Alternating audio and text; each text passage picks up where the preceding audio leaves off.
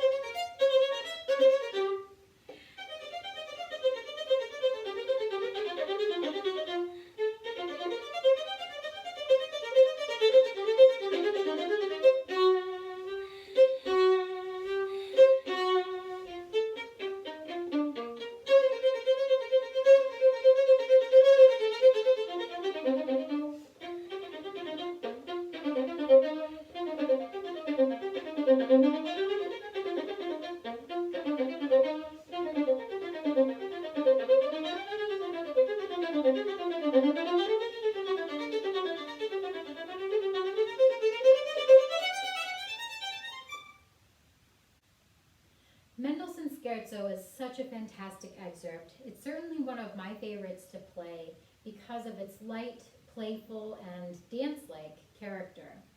It's also a really nice physical contrast with some of the other heavier violin excerpts that we usually are playing. So I just love playing this piece. Now I would say there are two areas of focus to keep in mind when approaching this piece. The first is a sense of tempo. It's very easy to fluctuate in terms of tempo, to rush forward in some areas and pull back in others. And a lot of this has to do with not feeling quite comfortable with the bow stroke, which is very difficult because it's so light and because it's written in piano. So that brings me to the second area of focus, which is bow stroke and articulation. And this is really at the heart of why committees will ask for this excerpt in an audition, to see if a violinist can play very crisp and have a beautiful sound while playing piano and with great light articulation. So we'll go over all of that from the beginning and go into more detail with this excerpt here. So to start off, I like to start down bow. I've played around with starting up bow and down bow, and I have gone back and forth many times, but I find that for me, the articulation is best if I start with a double down, and it kind of helps set up this lilting dance quality right from the start.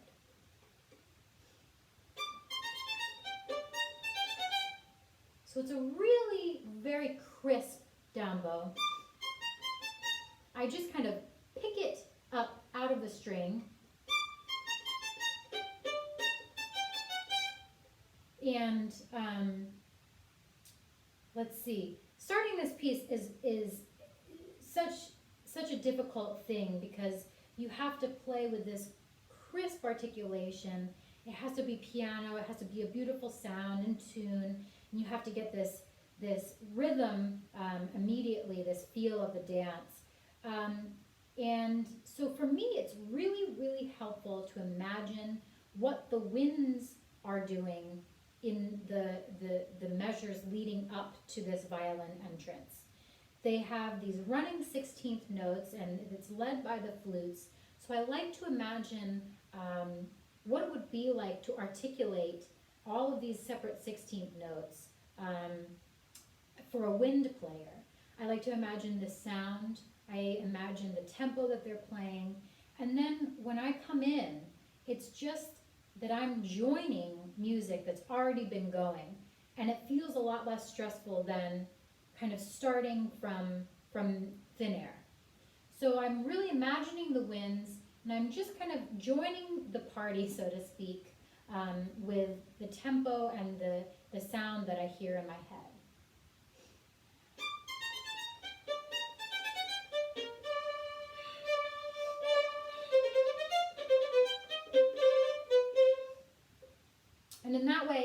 think it's much more enjoyable and a lot less scary to start this piece. Okay, so we start down really nice and crisp. For this bow stroke, this is kind of a general approach to this entire excerpt.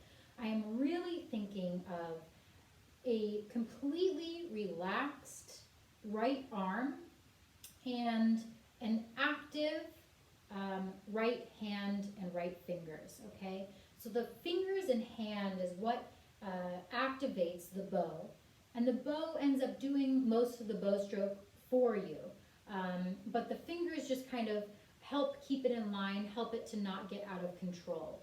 So I'm really focusing, especially on my ring finger and pinky finger, my third and fourth fingers here, of really having nice, crisp kind of articulation with those fingers. Especially in these eighth notes. I'm just, again, kind of picking them out of the string, super crisp.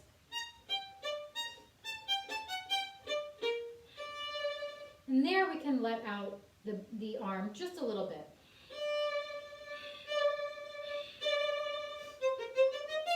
And these accents should be audible, but not overdone. Again, everything is light. We're thinking Mendelssohn Scherzo, right? As light and playful as possible.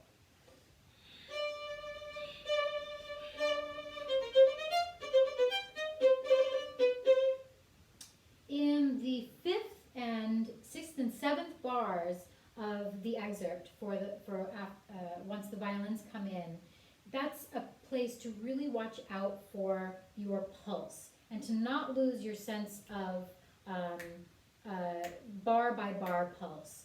It's easy because there's this kind of, we have these notes tied over into each subsequent bar, and it's easy to kind of rush through those. So really holding and enjoying this dance and not rushing through it.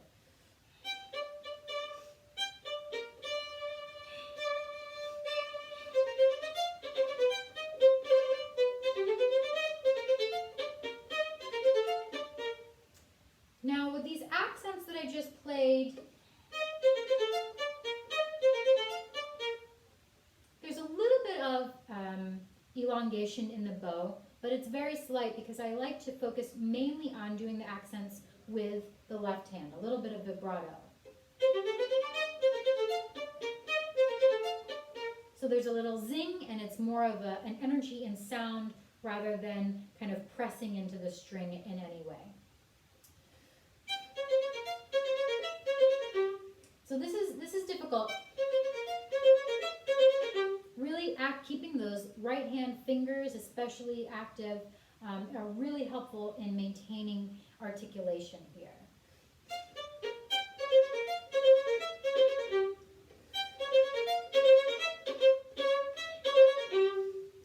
And we especially want to watch out for these eighth note rests.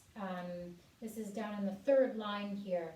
Again, very easy to rush through those. So I'm counting very loudly in my head those eighth note rests while I'm playing.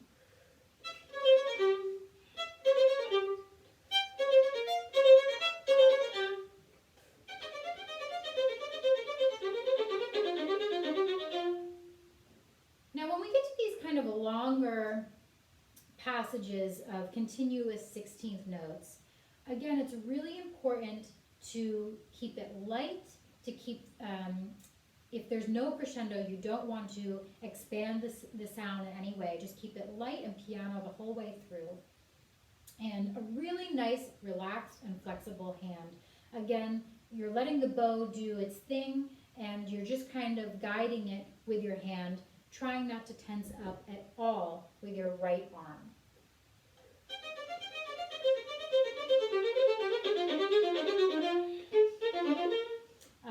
And there I made actually a little bit of a crescendo, which I said not to do. But it happens the second time, so I'll play it the second time again.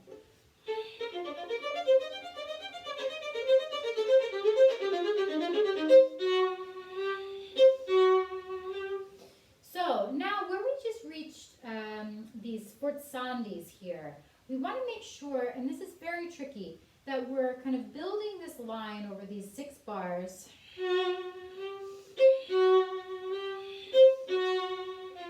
So that there's a sense of kind of building throughout those bars, but we want to make sure that on every other bar, every other downbeat, where we have the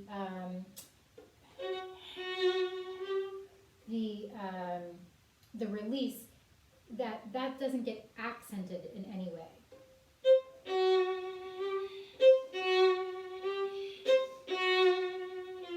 And then we resolve in the third time. So a nice sforzando with vibrato, a little bit of extra energy in the bow, but no accent on the second bar of that figure.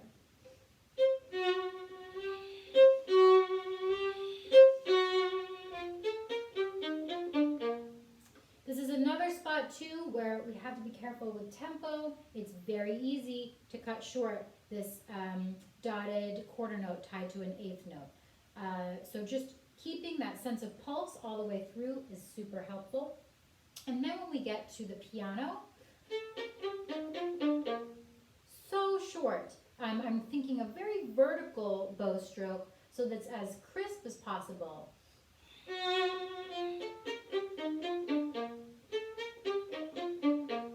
Right? Now, going on from here, again, there are some repeated sforzandos that show up in the music, and I want to bring those out mainly with the left hand with a little bit of vibrato and just a slight elongation with the bow. But again, this is all within a very light character, so not going overboard with those.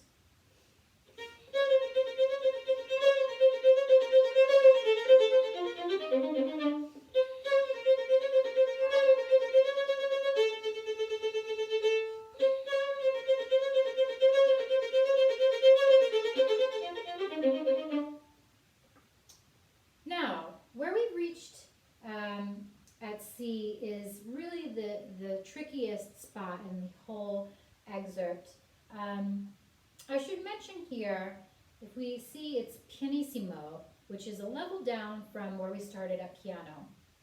So it's really important to actually start this whole piece with a healthy enough piano that when we get to C, we have somewhere to drop down to.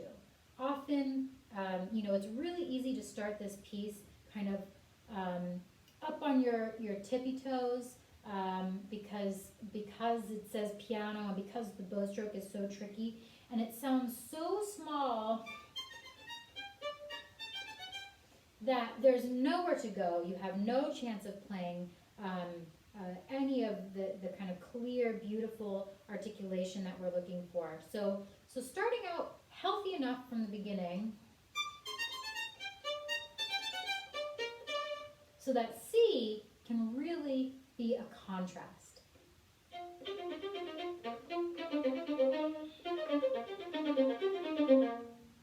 So it's a different kind of a character. It's more mischievous, it's more playful, and certainly even lighter than the beginning. So I approach this bow stroke at C almost like it's like a quasi battuto. So it's very vertical. I'm just above the middle of the bow.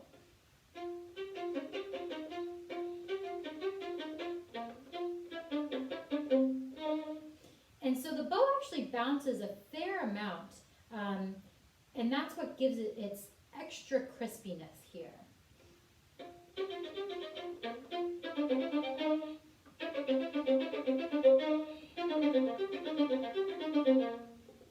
And actually, that can also help with the rhythm, not wanting to run ahead in this section as well. So if you focus on that bow stroke, it kind of feels very much like a little, music box, right? Where everything is very, almost mechanical. And I hate using that word when talking about music, but I think in this instance, it really does feel like it's being held back in kind of that mechanical way.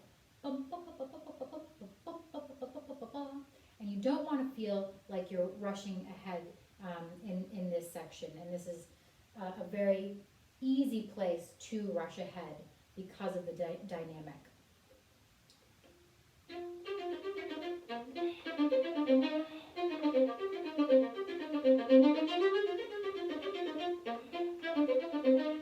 And especially with these eighth notes that come into play,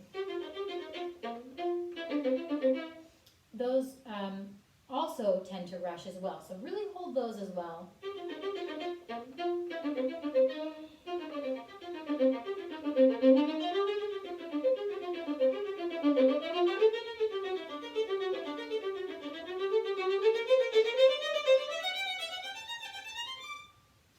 So this last rising scale, it's got a crescendo and then a diminuendo. So for the crescendo, I just like to elongate the stroke just a little bit, okay? And then for the diminuendo, I just shorten it back up. So we're creating this slight shape, and we're kind of letting the line make the shape for you as well.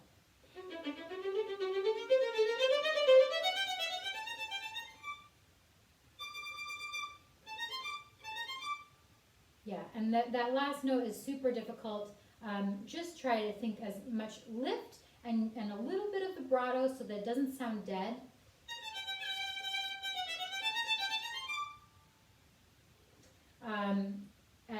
And then you've ended really gracefully that way.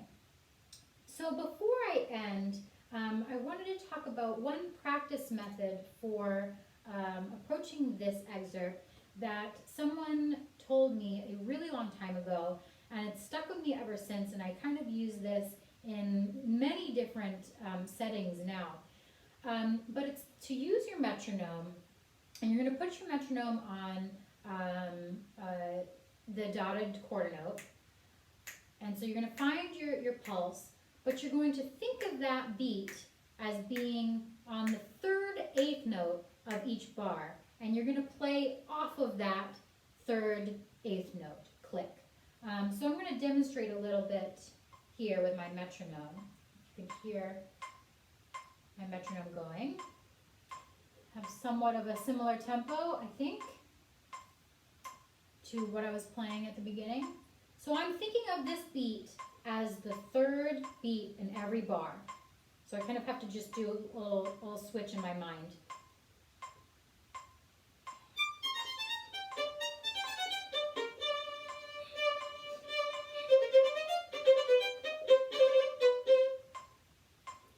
Now, with this method, what I find so incredibly helpful about it is that, yes, we're using a metronome, but since the beat has been displaced to the pickup, essentially, of each bar, it kind of feels like there's a dance-like quality in that metronomic beat, right?